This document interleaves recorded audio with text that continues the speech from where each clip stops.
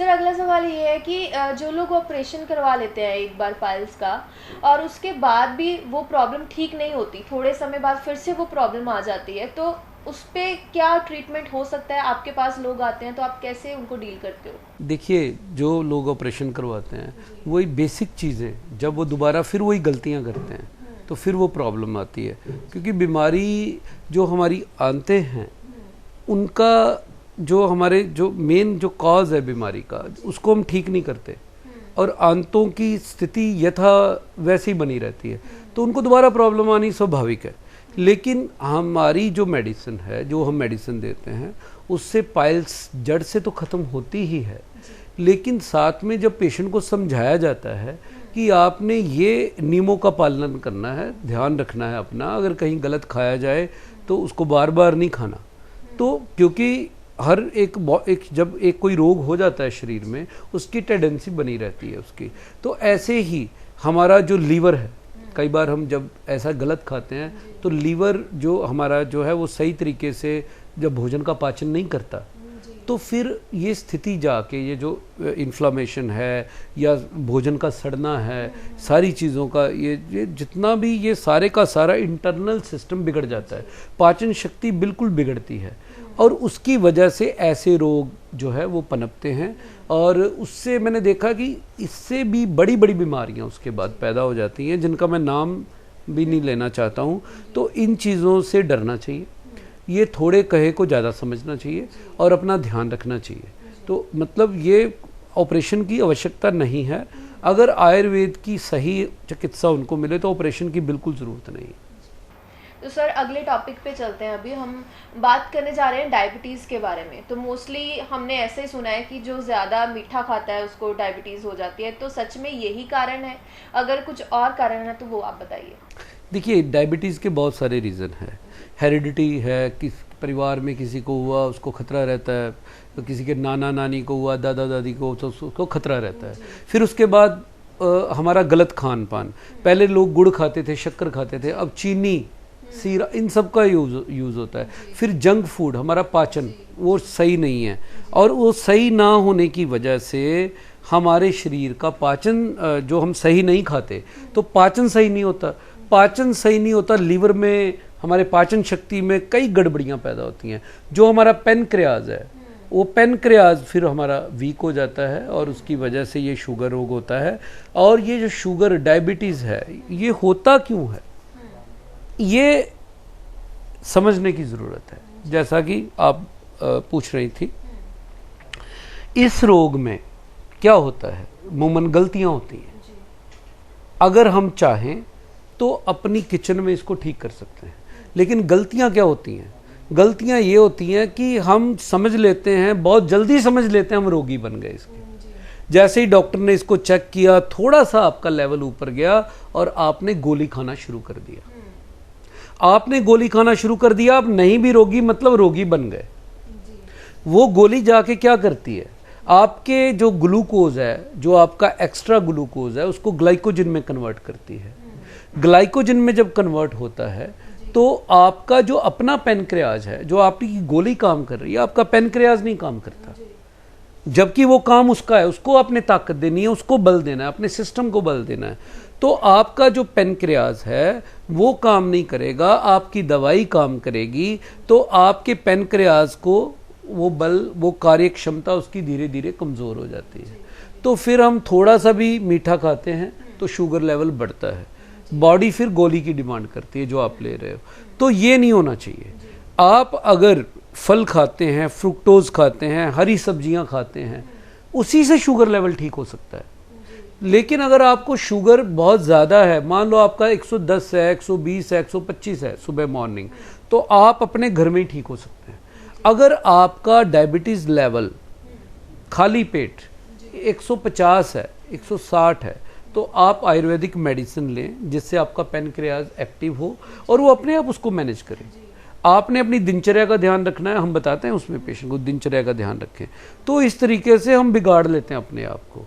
Main reason होता है हमारा खाना सही ना खाना, हमारा सही तरीके से व्यायाम ना करना, या बिल्कुल ना करना, सैर ना करना, खाना खा के उसको नहीं पचाना, और जब गोली की ज़रूरत ही नहीं है एलोपैथिक ड्रग की तब भी उसको असमय में स्टार्ट कर देना, ये शुगर रोग का बढ़ने का मेन कारण है।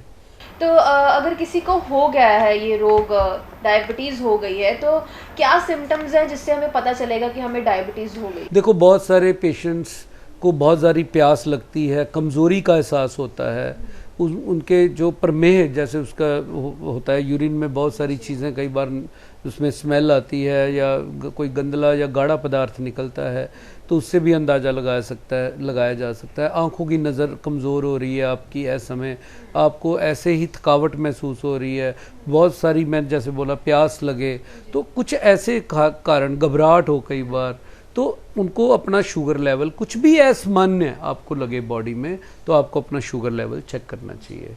और इसमें घबराने की बिल्कुल भी आवश्यकता नहीं है, ये रोग बिल्कुल ठीक हो सकता है। ऐसा कोई, मैंने बहुत सारे पेशेंट के इंसुलिन छुड़वाए, हमारे यहाँ पे जो हम मधुडिम पाउडर बनाते हैं वो पैनक्रियाज को एक्टिव करता है, तो वो अपने आप फिर ग्लूकोज को ग्लाइकोजन में कन्वर्ट करता है, तो ऐसे बिल्कुल घबराने की ज़रूरत नहीं है। तो इसके कोई नुकसान भी है डायबिटीज़ के शरीर पे? देखिए, सबसे बड़ा आज की डेट में जानलेवा रोग ही यही है। अगर इसको लगातार आप ध्यान नहीं देते, देखो घबराने की ज़रूरत इसलिए मैंने नहीं कहा, उसको घबराने की ज़रूरत नहीं है जिसने आयुर्वेद की शरण में जो आ गया, जिसने अपना खान पान सही कर लिया, एक्सरसाइज शुरू कर दी, लेकिन जो लगातार गलतियां कर रहा है, लगातार मीठा खा रहा है, ये चीज़ों में, इन चीज़ों में गलतियां कर रहा है, तो वो जानलेवा रोग है।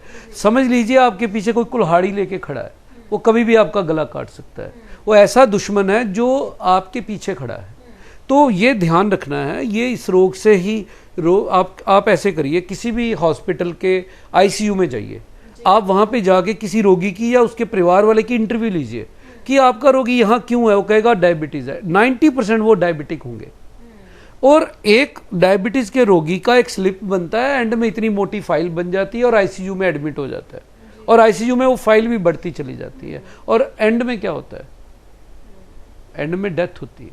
कारण कि पहले ही इलाज सही नहीं हुआ, पहले ही उसका ट्रीटमेंट सही नहीं हुआ, तो इसके कारण ही किडनी फेलियर, इसके कारण ही ब्रेन अटैक, इसके कारण ही बहुत सारे और रोग, लाइफस्टाइल का रोग है, और इसके कारण बहुत सारे और रोग। कोई आपको घाव हो गया, वो ठीक नहीं हो रहा, और ऐसी स्थिति में आप ऑपरेशन भी नहीं करवा सकते, तो ये भी एक जान का जो है बिल्कुल खतरा बना रहता है लेने का, क्योंकि आपका इलाज भी नहीं हो सकता, आपका ऑपरेशन भी नहीं हो सकता, इसके कारण कई बीमारियां आ रही हैं, तो ये तो इससे बड़ा जानलेवा रोग कोई हो ही नहीं सकता, तो ये समझ लेना चाहिए। तो अगर किसी को डायबिटीज़ हो गई है तो वो क्या अपने खान पान में चेंज करके इस बीमारी को हटा सकता है, या फिर मेडिसिन ही खानी पड़ेगी? नहीं, मैंने जैसे बोला कि इसको, अगर पेशेंट को ज़्यादा प्रॉब्लम नहीं है, 110-15 शुगर है, खाना खा के उसको 160-70-80 तक शुगर है, बिल्कुल भी दवाई की ज़रूरत नहीं है उसको।